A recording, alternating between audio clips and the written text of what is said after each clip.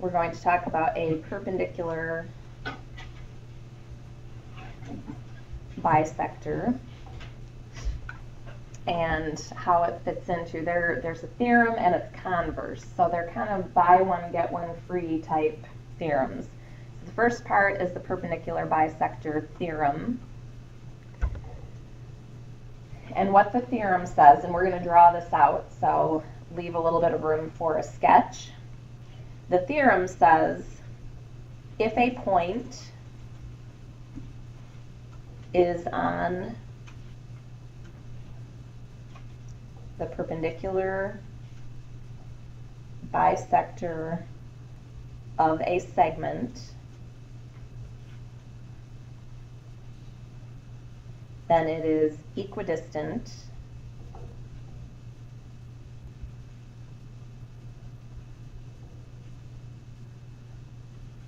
from the endpoints of the segment.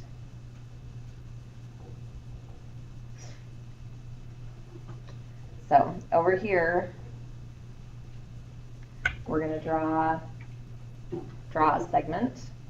Okay, find the midpoint of that segment as close as you can. Okay, it's just a sketch. And we're going to do a perpendicular line through that segment. Okay, so if the segment is AB,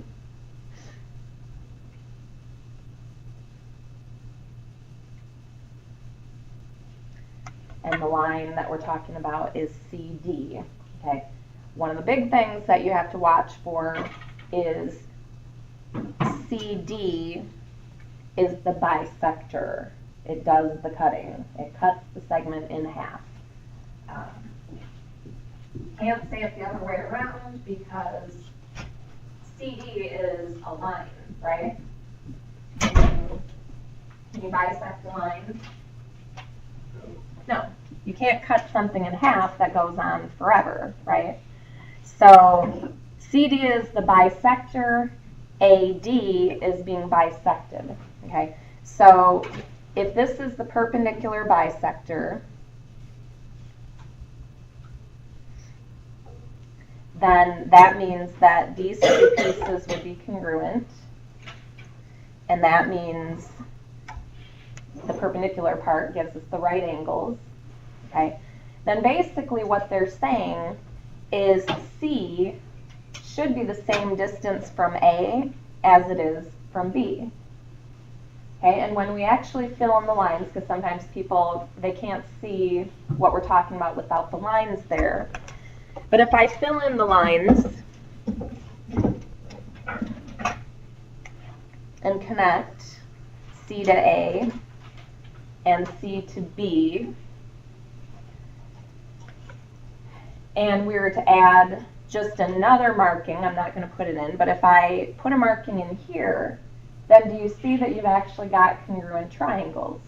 You would have side, angle, side, which makes those two triangles congruent.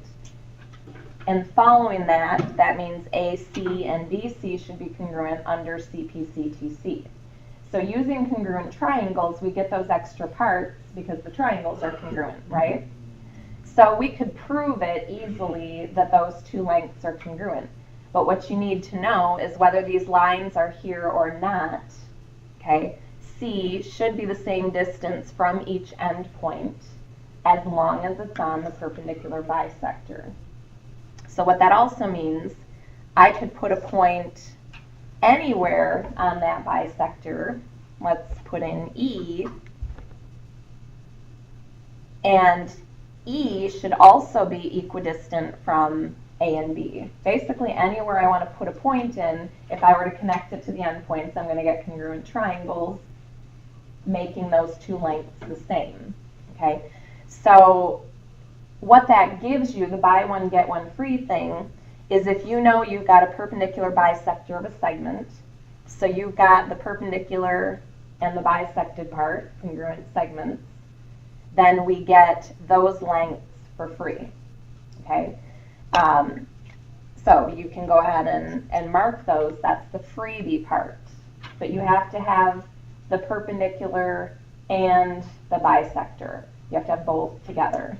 If I saw the bisector but not the perpendicular, you can't make that assumption because I could easily angle that line and then those lengths are not going to be the same. Okay.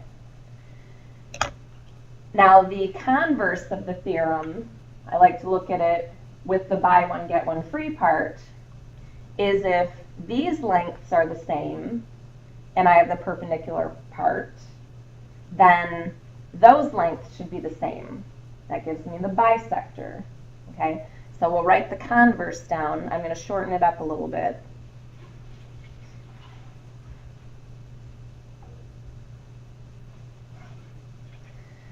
So the converse says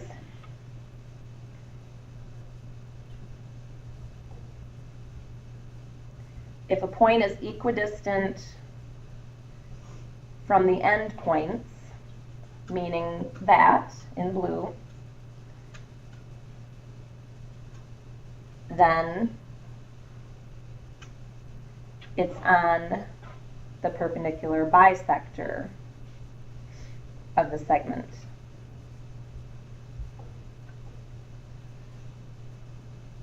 So it works both directions. The statement and the converse are both true. Okay, but usually what people have a tendency to do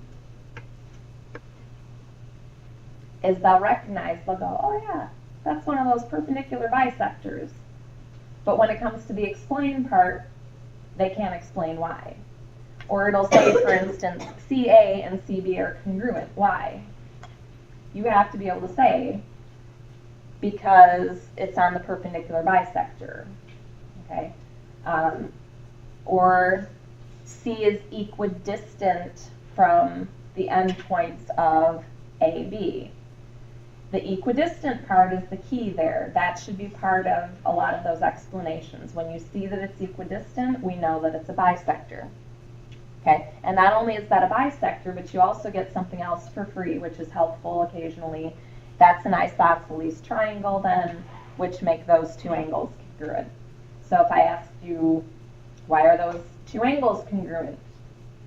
Because CA and CB are congruent by the perpendicular bisector theorem. Okay, so there's a few different avenues you can take there.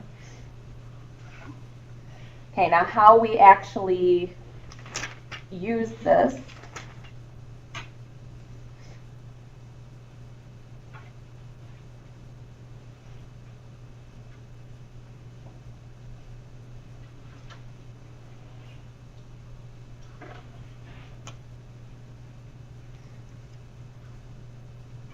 And this is probably one of the easier problems that you'll do, but when they turn things around, people get confused.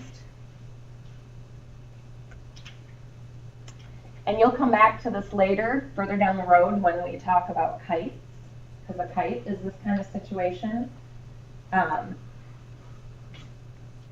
One of the questions you might be asked here is to find the lengths of AB and CD, or they might say which other length has to be 5. Okay.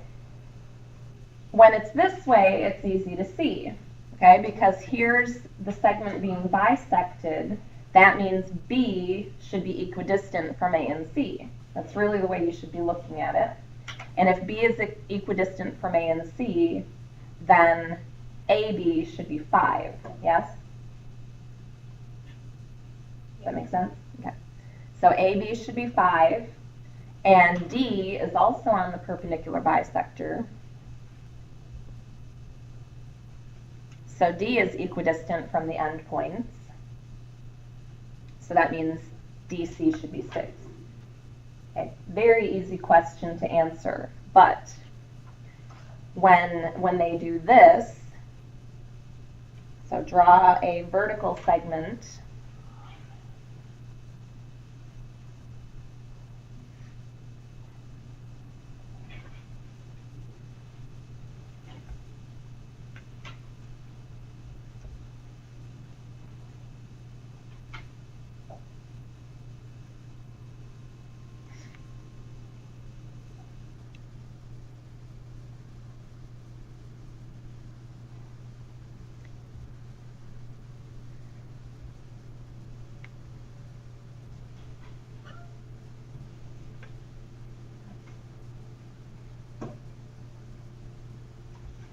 Okay, and let's look at that a minute.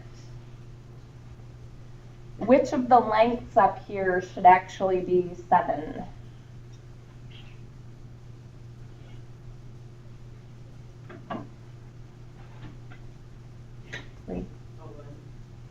ON should be 7. Okay, so it's not always the 2 on top. Again, you have to identify what the bisector is, because the lengths on either side of the bisector are the ones that should be congruent. So the line, okay, and we know this is not the bisector because that has the congruent pieces. This line is the perpendicular bisector. So it is cutting MO in half, which means each of these points are equidistant from M and O. So if this is 7, then that is 7. And if this is 3, then that should be 3. Okay, so you really have to look for the congruent parts. On one side of those congruent pieces, those two would be congruent. On the other side, those two would be. All right. Okay, so that's the perpendicular bisector.